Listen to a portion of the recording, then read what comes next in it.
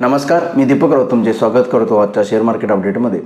आज मार्केटनं unexpectedly negative opening देऊन कामकाजसुद्धा negative टेरिटरीमध्ये केलं. एव्हाना बँक निफ्टी परत पुन्हा डिक्लायनिंगला सुरुवात केली म्हणता येईल. 700 ते 800 पॉईंट मायनसमध्ये बँक निफ्टी गेली. निफ्टीसुद्धा 150-150 पॉईंट मायनस गेलेली, पण होपफुली रिलायन्स जो निफ्टीचा सेकंड लार्जेस्ट हेवी वेट आहे त्याच्यामध्ये बऱ्यापैकी चांगली तेजी होती. त्यामुळे निफ्टीमध्ये बँक निफ्टीच्या तुलनेत पडझड कमी झाली. मार्केटला पडझडीचं कारण होतं इन्फोसिस आणि ॲक्सिस बँक. तसे रिझल्ट्स मी काही व्हिडिओमध्ये म्हणलं की चांगलेले आहेत. इन्फोसिसनं गायडन्स ट्रिमेंडस दिला आहे, प्रॉफिटमध्ये चांगली ग्रोथ आहे आणि ॲक्सिस बँकेची आहे.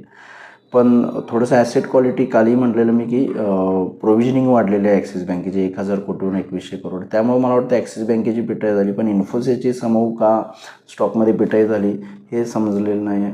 मार्केटमध्ये डिसअपॉइंटिंग झालं. ऑलरेडी इन्फोसिस लाईफ टाईम हायला होता म्हणून कदाचित एखादं प्रॉफिट बुकिंग आलं का काय, पण इन्फोसिसचे रिझल्ट्समध्ये काहीच खराब नाही आहे. त्यामुळे मला वाटतं लवकरात लवकर निफ्टी, इन्फोसिस आणि ॲक्सिस बँक स्टेबल होतील दोन्ही स्टॉकच्या रिझल्ट्समध्ये. रिलायन्सचे सुद्धा चांगले रिझल्ट्स आले. त्या पद्धतीने रिलायन्सनं पॉझिटिव्हली रिॲक्शन दिलं, कारण तुम्ही बघितलं तर रिलायन्समध्ये ऑलरेडी करेक्शन झालेलं. त्यामुळे मला वाटतं की रिलायन्समध्ये पॉझिटिव्ह रिॲक्शन आली. इन्फोसिस स्टॉक ऑलरेडी वाढलेला आणि चांगले रिझल्ट्स आले त्यामुळे सुद्धा चांगले वाढून सुद्धा स्टॉक पडला. रिझल्ट चांगले येऊन सुद्धा स्टॉक पडला, कारण स्टॉक ऑलरेडी लाईफ टाईम व्हायच्या आसपास होता.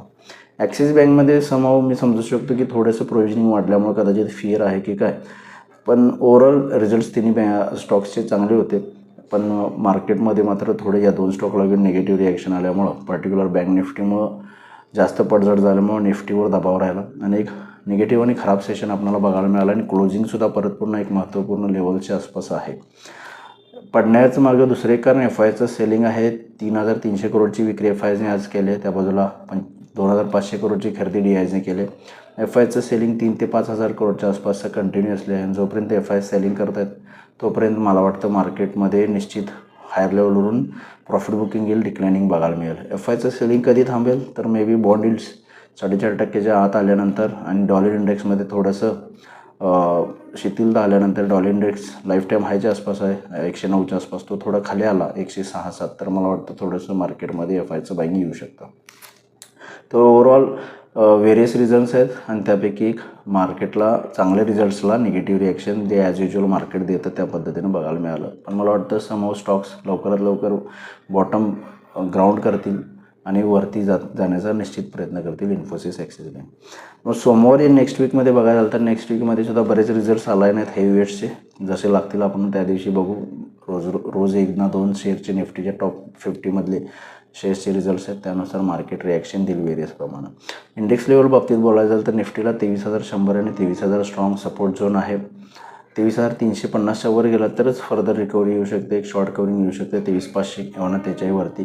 तेव्हा 23,350च्या वर गेला तर फर्दर रिकव्हरी 23,500 पण निफ्टीला येऊ शकते. अदरवाईज लोअर लेवलला 23,000 आणि 23,100 सोमवारसाठी स्ट्रॉंग जे आहे ते सपोर्ट झोन आहेत. आणि 23,350 एक रेजिस्टन्स आहे. 23,350च्या वर गेला तर मात्र एक शॉर्ट कवरिंग 23,500 पण निफ्टीमध्ये येऊ शकतो. बँक निफ्टीमध्ये सिमिलरली 48,500च्या वर मेंटेन राहिला तर 49,000पर्यंत परत पुन्हा जाण्याचा प्रयत्न होऊ शकतो. कालच आपण चांगलं क्लाइम केलेलं, पण आज परत खाली आलो बँकांच्या रिझल्ट्समुळे ॲक्सिसच्या. पण 48,500च्या वर गेलं तर 49,000 पण बँक निफ्टी वाटते. लोअर लेवलला 48,000 एक स्ट्रॉंग सपोर्ट आहे.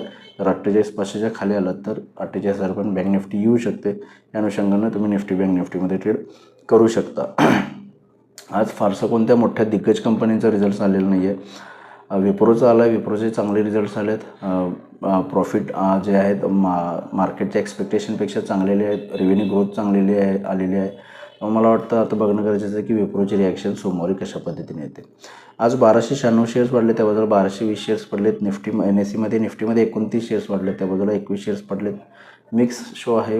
ॲडव्हान्स डिक्लायन्समध्ये वाढणाऱ्या शेअरची संख्या बऱ्यापैकी सेम आहे. सेक्टर इंडिसाइजेसमध्ये IT, ऑटो आणि बँक सेक्टरमध्ये पडझड झालेली बघायला मिळते. आणि फार्मा, FMCG, मेटल आणि एनर्जी या सेक्टर्समध्ये चांगली तेजी झालेली बघायला मिळते. बाकी जे सेक्टर्स आहेत ते थोडे फ्लॅट आहेत. ग्लोबल मार्केट पॉझिटिव्ह होती. युरोपियन मार्केट 1% पॉझिटिव्ह होतं. डाव जोन्स फ्युचर्स 200 पॉईंट पॉझिटिव्ह आहे. फक्त आपल्या मार्केटमध्ये इन्फोसिस आणि ॲक्सिस बँक मार्केट मला थोडंसं डिसअपॉइंटिंग काय वाटलं हे मलाही समजत नाही.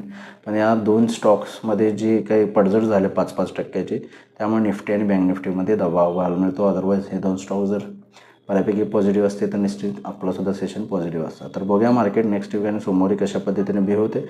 माझा व्हिडिओ ऐकला त्याबद्दल धन्यवाद. माझा व्हिडिओ जास्तीत लाईक करा, शेअर करा, माझ्या चॅनल सबस्क्राईब करून डेली अपडेटसाठी बेल आयकॉनला क्लिक करा. धन्यवाद.